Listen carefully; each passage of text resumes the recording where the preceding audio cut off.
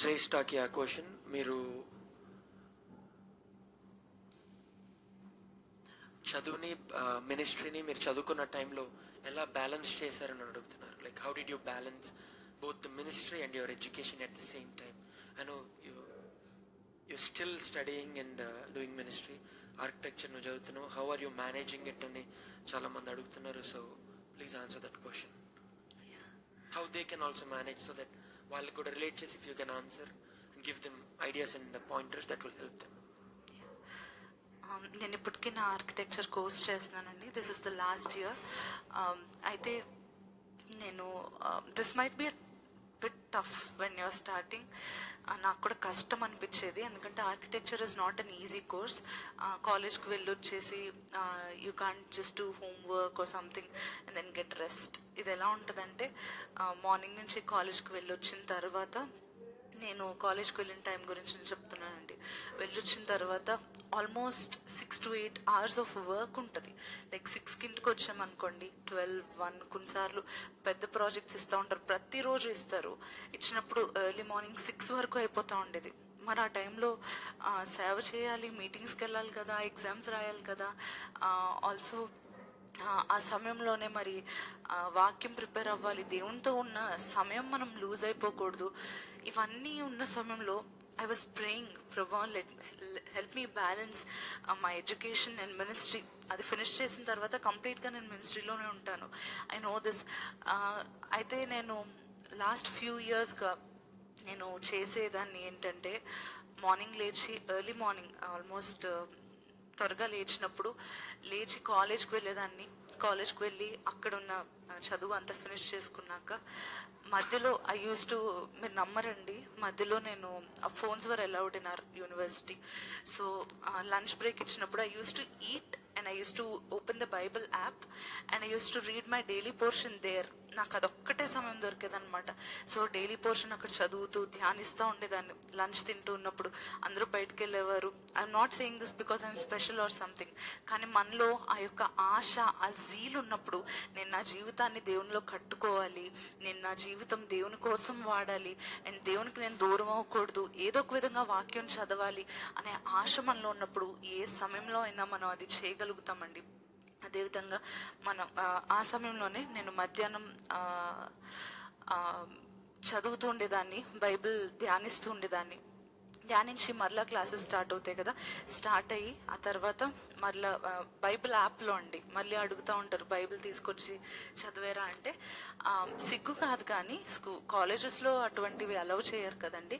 So phone ఉండేది, ఫోన్లో Bible app నేను డౌన్లోడ్ చేసుకొని డైలీ పోర్షన్ అండ్ ఆ రోజు కోసం దేవుడు నా కొరకు సిద్ధపరిచిన వాక్యం నేను తీసుకుంటూ ఉండేదాన్ని. ఇంటికి అరౌండ్ 6 o'clock వచ్చి ఒక హాఫ్ అన్ అవర్ ఏమో మహా అయితే పడుకునేదాన్నండి. నాకు ఆల్రెడీ కొంచెం అలసట, త్వరగా అలసిపోతూ ఉండేదాన్ని అదంతా చేసి, కానీ ఒక హాఫ్ అన్ అవర్ వరకు పడుకునేదాన్ని. పడుకుని లేచే టైంకి I use to finish dinner very early, like 6:30కి అలాగా ఫినిష్ చేసేసుకొని ప్రాజెక్ట్ స్టార్ట్ చేసేదాన్ని. ప్రాజెక్ట్ స్టార్ట్ చేసి ఇంకెలా ఉంటుందో తెలుసా అండి, చాలా పెద్ద చార్ట్స్ అనమాట. మనకు బయట దొరికే చార్ట్స్ 4 కలిపితే ఎంత పెద్ద ఉంటాయి. దాని మీద డీటెయిల్డ్గా మ్యాప్స్ డ్రా చేయాలి, డీటెయిల్గా ప్రతి అప్లయన్స్ డ్రా చేయాలి, ఫర్నిషింగ్ డ్రా చేయాలి, అవన్నీ ఉంటా ఉండేవి. ఒక్క 1 mm 2 mmలో డిఫరెన్స్ వచ్చి మిస్టేక్స్ వచ్చినా సరే ఏం చేసేవారంటే పెద్ద రెడ్ పెన్తో ఇలా కొట్టేస్తూ ఉండేవారు. ఏంటి అన్ని hours of work. I use to cry, ఏడుపు వచ్చేసేది. అన్ని అవర్స్ కూర్చొని గీస్తూ ఉంటే వీళ్ళు ఇలా ఇంత ఈజీగా కొట్టేస్తున్నారు ఏంటి అని చెప్పి జస్ట్ స్ట్రైక్ చేసేస్తారు అనమాట. సో మొత్తానికి 6:30 or 7 నుంచి స్టార్ట్ చేసి I use to work till around 12 AM, కొన్నిసార్లు 1 కూడా అయిపోతూ ఉండేది. ఇప్పుడు నాకు ప్రార్థనకి సమయం కావాలి కదా, 1 అయ్యేసరికి స్టార్టింగ్లో నిద్ర చాలా ఊపేస్తూ కళ్ళు మూతలు పడిపోతూ ఉండేవి. కానీ నేను I have to make time for prayer అని చెప్పి నేను ప్రార్థనలో మోకరించి 1 నుంచి ఆల్మోస్ట్ 4 AM వరకు I use to cry in the presence of the lord. కన్నీరు కార్చేదాన్ని నా కష్టాలను బట్టే కాదండి, కష్టాలను బట్టి తప్పకుండా కారుస్తాం కదా, అది పక్కన పెట్టి దేవుని యొక్క ఆయన ఎంత మహోన్నతుడో, ఆయన నా జీవితంలో చేసిన మేళ్లను బట్టి, చేయబోతున్న వాటన్నిటిని బట్టి నేను కన్నీటితో నా దేవుని స్తుతించి ప్రార్థన చేస్తూ ఉండేదాన్ని. ఎప్పుడు నా రూమ్లోకి ఎవరు వచ్చినా సరే కన్నీళ్ళు మోకాళ్ళ మీద ఉండి ఏడుస్తూ ఉండేదాన్ని. ఆ మిడ్ నైట్ కూడా డాడీ కొన్నిసార్లు నాక్ చేసి రా నాన్న పడుకో, అలసిపోతావు కదా, పొద్దున్న లేచి ప్రేయర్ చేసుకో అని చెప్తా ఉండేవారు. ఆ సమయంలో డాడీ ఇంకొక 10 minutes అంతే వచ్చేస్తున్నానని చెప్పి 3-4 వరకు నేను ప్రేయర్ చేసుకొని 4 నుంచి మరలా కొన్నిసార్లు అయితే బైబిల్ నెక్స్ట్ డే కనుక సండే అయితే 4 నుంచి 5 వరకు బైబిల్ ప్రిపేర్ అయ్యి, అంటే సర్మన్ ఇవ్వడానికి ప్రిపేర్ అయ్యి అరౌండ్ 5 to 6 పడుకొని 6కి లేచి చర్చ్కి వెళ్ళిపోతూ ఉండేదాన్ని. ఇటువంటి టైట్ స్కెడ్యూల్లో మరి నేను I use to manage prayer, education, reading the Bible, meditating and preparing to preach. ఆ మధ్యలో కొన్నిసార్లు అయితే మీటింగ్స్కి వెళ్ళాల్సి వచ్చిన పరిస్థితుల్లో మీటింగ్స్కి వెళ్ళి ఎర్లీ మార్నింగ్ డైరెక్ట్గా కాలేజ్కి వెళ్ళిపోయేదాన్ని. నా నాటా ఎగ్జామ్ అంటే ఆర్కిటెక్చర్ ఎంట్రన్స్ ఎగ్జామ్ ఉంటుందండి. That's a really tough exam అనమాట. సో దానికి కూడా నేను మినిమల్గా ప్రిపేర్ అయ్యాను. జస్ట్ బుక్ కూడా ఓపెన్ చేయలేదు, ఆన్లైన్లో ఇంపార్టెంట్ క్వశ్చన్స్ చూసుకున్నాను. దారిలో నిద్ర వచ్చేస్తుంది, మీటింగ్లో అలసిపోయాం, అయినా సరే పొద్దున్న డైరెక్ట్గా వెళ్ళి ఎగ్జామ్ రాసుకొని ఐ క్వాలిఫైడ్ ఇన్ దట్. కదా, దేవుని కోసం మనం పనిచేసినప్పుడు అది దేవుని కోసం చేస్తున్నాము, దేవుడికి ఏదో లాభం వస్తుంది, నేను ఏదో నష్టపోయానని ఆలోచించకూడదు. కానీ దేవుని కోసం నేను చేస్తున్నాను, ఇది వృధాగా పోదు అని చెప్పి నేను ఎప్పుడైతే నా దేవుని మహింపరచడానికి, నా దేవునితో దేవుని సన్నిధిలో నేను సమయం గడపడానికి ఎప్పుడైతే ఇష్టపడి ప్రయాసపడ్డానో, దేవుడు నా జీవితంలో సంతోషము, స్వేచ్ఛనిచ్చాడండి. ఈరోజు I can balance both easily. ఈరోజు నాకు అలవాటు అయిపోయింది. ఇప్పుడైతే I'm also studying from home, so it is a bit easier for me.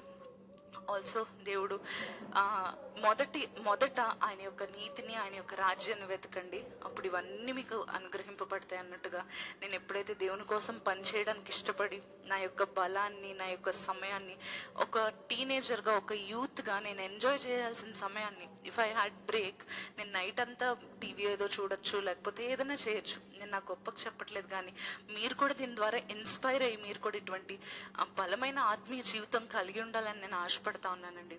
ఆ సమయాన్ని నేను లోకం కోసం కాదు, స్నేహితులతో కాదు, నా దేవునితో గడుపుతానని ఎప్పుడైతే దేవుని సన్నిధిలో రాత్రంతా మోకరించి ప్రార్థించేదాన్నో, he gave me everything I needed even before I could ask. Praise be to God, దేవునికి మహిమ. అదేవిధంగా మీరు ఎలా బ్యాలెన్స్ చేసుకోవాలి అంటే, మీరు నిద్ర వదిలేసుకొని ఇలా చేసుకోండి అని నేను చెప్పట్లేదండి. మరి నాకు కొన్నిసార్లు ఏం చేసేదానంటే, మార్నింగ్ ప్రిపేర్ అయిన తర్వాత I use to have some time, కొంచెం టైం దొరికినా సరే నేను ఏం చేసేదాన్ని అంటే, ఒక 1 hour దొరికిన ప్రేయర్ తర్వాత నేను చక్కగా ఒక 3-4 hours, 1 hour 2 hours అట్లీస్ట్ అలా పడుకొని మమ్మీ త్వరగా లేపు అని చెప్పి మళ్ళీ లేచి కాలేజ్కి వెళ్తూ ఉండేదాన్ని. Some times I use to take day off to take rest కూడా. కదా, దేవుడు తన యొక్క ప్రజలు తగిన సమయంలో రెస్ట్ తీసుకోవాలని కూడా కోరుకుంటాడు కదా.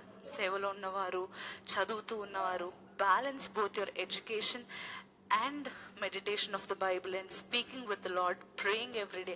ప్రతిరోజు ప్రార్థనలో సమయం గడపండి. మీకు సమయం ఉందా?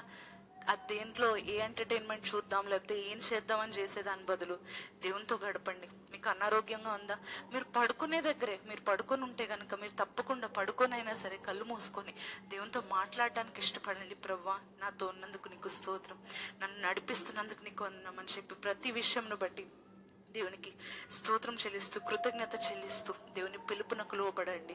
దేవుని యొక్క ఇష్టానుసారంగా జీవించడానికి యవనస్తులు ప్రయత్నించండి. మీ చదువు అంతా చదువుకుంటూనే దేవునితో సమయాన్ని గడపండి. He will give you everything you need even before you can ask him. Praise the Lord. I hope this answer helps. Absolutely. It's a long one, but yeah. I think people need to hear that.